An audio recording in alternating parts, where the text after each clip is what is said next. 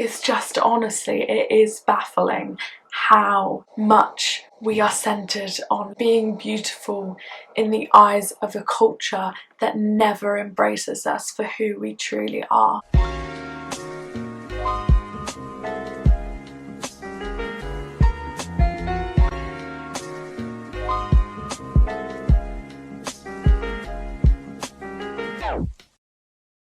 Hey guys, and welcome back to my YouTube channel. My name is Maria, and today I am very excited to be doing this video. Leave a like, leave a comment, let me know your thoughts on this whole topic. I upload every single Friday, so make sure you check back then. So today I am talking about how beauty standards differ around the world. So what spurred this on? I was actually reading this book called More Than Just Pretty. My friend got it for me for Christmas. And oh my gosh, such a good one. I fully recommend you get it. So I think what I'm gonna do is actually just read you an extract from it because oh my gosh, it just really wowed me. So yeah, let's read. Let's have a little read. This is quite fun. Okay. I think back to the 16th century when European women were expected to wear corsets and to change their form as what was considered fashionable changed. They literally changed their body form to stay up to date with the fashions. I did some research about corset controversy and found some articles entitled The Slaves of Fashion. Some women wore corsets so tight that it restricted the movement of their upper body. I reckon we do this in so many different ways today. To be a slave to something is to be forced to obey something. We're slaves to the trends, we're slaves to our bodies, we're constantly finding fault with ourselves and striving to stay fashionable and slim because we believe that genuine contentment will come from that. She then went on to talk about how beauty standards are different around the world, and she's got some listed here, but what I've done is I've messaged a load of people and I've just said what other beauty standards where you're from, and then I'm going to actually go through a list that I've made myself of extra research I've done. So first up we have Latvia, and what my friend said was, I know that women are found more attractive if they are blonde with blue or green eyes and athletic/slim. However, I'm pretty sure that is going to be a change as young people are more likely to be authentic, embrace their natural hair colour, or the opposite, change it to something crazy, and so on. Not all of these are necessarily bad. I didn't ask people to be like, yeah,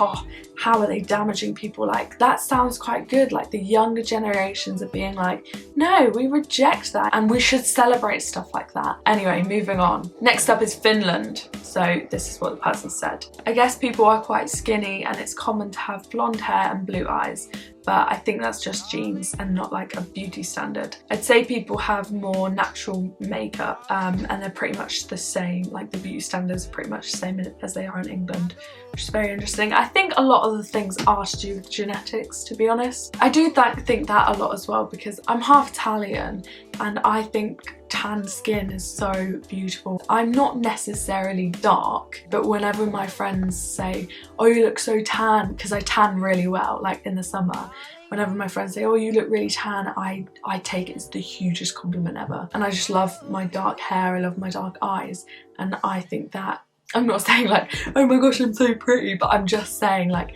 it's so funny because it's in my genes. So does that make it bad that I like it? Like, am I celebrating it just because I'm biased? You know, it's important questions we've got to ask. But anyway, I'm waffling. Let's move on. Next up, Canada. Someone said Canada has a thing for muscular but slim girls. They really like strength over there, which is interesting.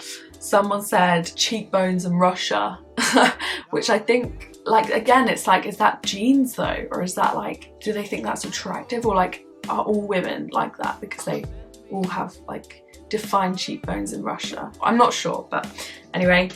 Someone else said in Australia they say having a tan and looking blush is considered beautiful. And I've left this one near to the end because I thought this was so crazy and I didn't even really clock. So she said that in Pakistan and like countries like India and Bangladesh, fair skin is like considered beautiful. A few of my friends have said this. They've gone over there and like family members and people they know have been like, oh my gosh, you're so beautiful, because their skin is lighter. This is where the history lesson comes in, which I didn't know at all, and I feel awful about. Like, can we educate ourselves more on what happens around the world? Because man, how blind I've been. You probably know, and you're probably more educated than me, but the Brits colonized like India, Bangladesh and Pakistan. The British were probably considered superior. Like, they were, I don't know how to kind of put it in terms, like kind of like the bourgeoisie sort of thing. Like, they were like the top dogs because they were the richest and they had the best, like nicest things, because they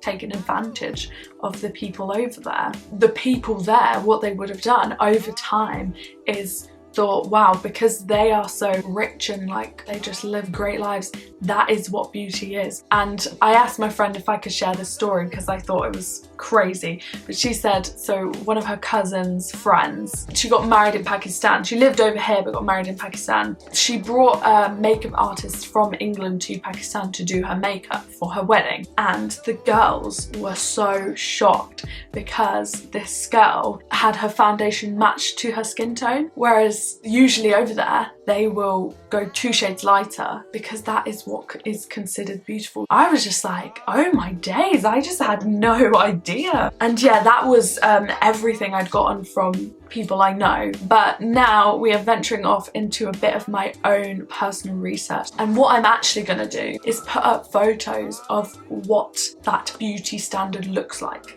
what the most attractive women in that criteria would look like. So first up is Western, and obviously we'll be quite accustomed to this. Westernized beauty is just, you know, Europe and the USA. Like, the most beautiful features in like Western culture: tall, slender, but busty, and with delicate features. The women I think kind of embody these things. Gigi Hadid, you probably have all heard of her. Amelia, I'm so sorry, I don't know how to say her name. Amelia Ratajkowski, Kate Upton, and Megan Fox. So yeah, I think those women kind of sum them up. Next up, we have French beauty, and in France, they kind of push more natural beauty. And they have this saying, it's something like jolie laide, something like that, and it basically means unconventional beauty.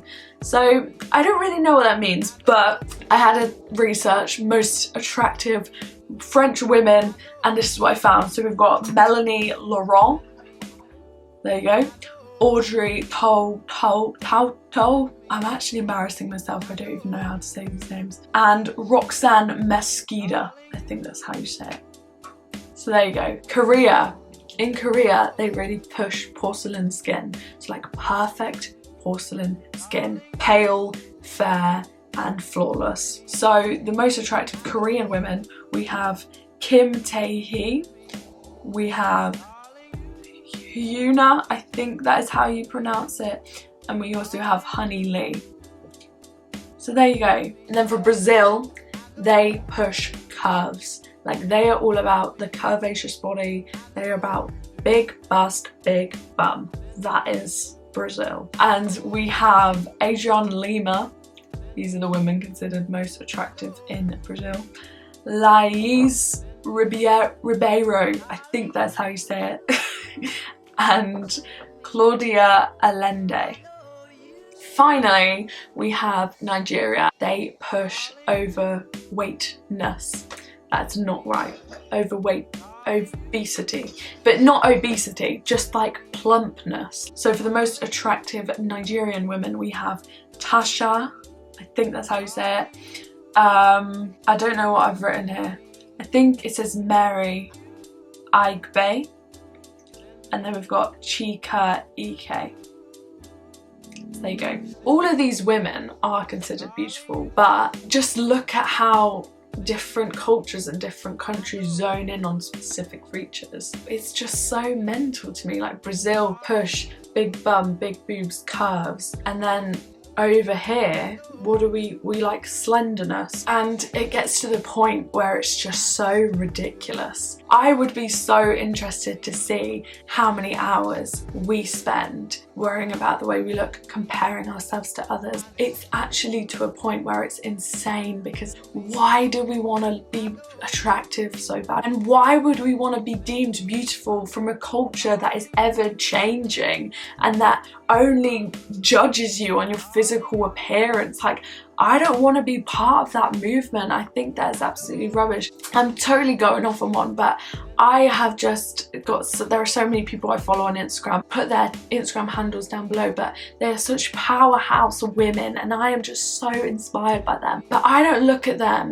and go, wow, you're so amazing because you've got all the physical features down. They're all beautiful, obviously, but what makes them really stand out is the fact that their character shines through and they actually are making a difference in this generation and actually are driven women. They have goals and they have dreams, they have aspirations, and they are trying to make a change. It's just, honestly, it is baffling how much we are centered on looking good and being pretty and being beautiful in the eyes of a culture that never embraces us for who we truly are. This culture tells me I can't have acne, or I can't have cellulite, or I can't have stretch marks, or I can't be a little bit podgy, or I can't have a really round face, or my forehead is too big. Like, I don't want to be measured up in this culture's standards. I'm calling it. Because all of you watching, I don't care if it's 5 of you, I don't care if it's 2 of you, you are beautiful. And it absolutely breaks my heart that there are so many women and so many girls being brought up thinking that their value and their worth depends all on what they look like. Oh, it's all about the outer image, it's all about the image you protrude to the world, and it's rubbish. What's beautiful today won't be beautiful in 20 years, and then where are you? You have to move with the times, and who wants that? Like, just scrap it, just be beautiful in your own way, embrace your body type, embrace your flaws, embrace your acne, embrace your stretch marks, embrace your scars, embrace your double chin. Look at mine, oh my gosh, I love it. It's just, I love my double chin. Do I even have one? I have like, yeah, I have a triple chin. Is it triple or double? Who knows anymore? But why do we have to hide it? Like, this line in this book, once again, oh my gosh, spoke to me so much, I had to highlight it. In a society that profits from our self-doubt, insecurity and anxiety, loving who we truly are is a rebellious act. And can I just get an amen? I literally shouted aloud when I read that, like, oh my days, that is so true. Beauty is one of the biggest industries in the world, and what do? They pick up all your insecurities and they feed that lie inside your head that you can't have bags under your eyes, you can't have red spots on your face, even though that is natural and that is your body and that's the way it's supposed to be. And what they do is they plant that seed of doubt in your head, so you're like, I've got to fix it. It is tiring chasing beauty, and it's not even beauty you're chasing, it's fake beauty. It is beauty determined by the society and the culture you're in. I want true beauty, and you know what true beauty is? It is embracing who you truly are. It is embracing how you were created. It is embracing kindness and humility and joy and love and laughter and smiling. Oh my gosh, please smile. Smiles are the most beautiful thing in the world because it is a universal language. I think honestly, most of us see being beautiful as an accomplishment. It's like, yes, I win. Woohoo! I don't want to be known for being beautiful, because at the end of my life, when everyone's gathered for my funeral, and I know that's morbid, but I don't care, they're not going to be sat in there like, wow, she had a great thigh gap.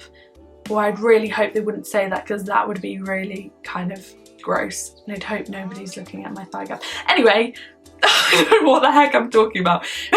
But people aren't going to go, wow, she had the most luscious hair ever. Wow, she had the best curves. Or wow, she was so slender. No one's going to remember you for what you look like, mate. They're going to remember you for who you were. They're going to remember you for how humble you were, how you chose to pursue kindness above bitching about that girl behind her back. They're gonna remember how you made them feel. And they're gonna remember how you stayed true to yourself, even though the world hammered down on you and said you have to look like this in order to be worth something. I just want you to take a moment, maybe after this video, maybe right now, and just go, wow, I am a powerhouse.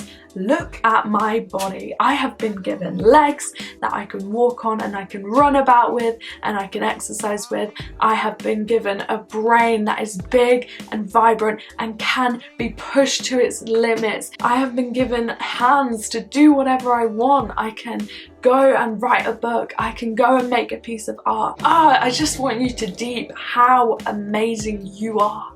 You are a masterpiece. You are so incredible, and it's about time you realised it.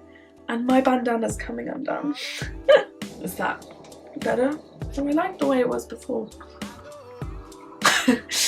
But yeah, just deep, just take, maybe it's 5 seconds, maybe it's 5 minutes, maybe it's 5 hours, but maybe not that long, because that's quite long. But just sit and just think, or even write down how many different things you can do with your body. If the time you actually spent nitpicking your flaws, like in Mean Girls, remember when they're stood in front of the mirror and they're just like, God, my hips are huge. Oh, please, I hate my calves. At least you guys can wear halters. I've got man shoulders. we do that as well. Ugh, I hate this about myself. I hate this, I hate this, I hate this. Maybe if we actually just were like, nah. I am amazing. If we looked at ourselves in the mirror and said that, and that was that, then we could use that time and actually invest it in things that are so much more exciting. Y'all know I'm a Christian, of course. I love Jesus, man. I love him with my whole heart. And I believe 100% that you were perfectly crafted by God. There is a scripture in the Bible that said you are his masterpiece. And God, believe me, he's God. He does not make mistakes. You are so incredible. You are amazing, and you are loved exactly the way you are by a heavenly Father. So it doesn't really get much better than that. And obviously this is a daily battle. It is not something that you just learn in one day like, oh yeah, I'm sorted now. It's something you have to cultivate over time. You have to actually, when you're in those moments of self-doubt, just stop yourself and go, no, I am here for a reason. I am perfectly crafted. I am amazing. I am unique. Maybe put a post-it note up near your mirror that says, you're great, girl. You are great. You are so rad. My DMs are always open, like all the time. If you are ever feeling insecure, I am not perfect and I feel insecure every single day. Of course I do. But if together we band together, we're gonna come out so much stronger the other side. We are in this together, okay? You are worth it. Just cause you're here, okay? That is pretty much it. That is the tea. If that encouraged you, leave a like, leave a comment, share this video, and make sure you subscribe down below. I love you so much, exactly the way you are. I want you to love yourself the same way too. Beautiful people, and I mean beautiful. Peace out.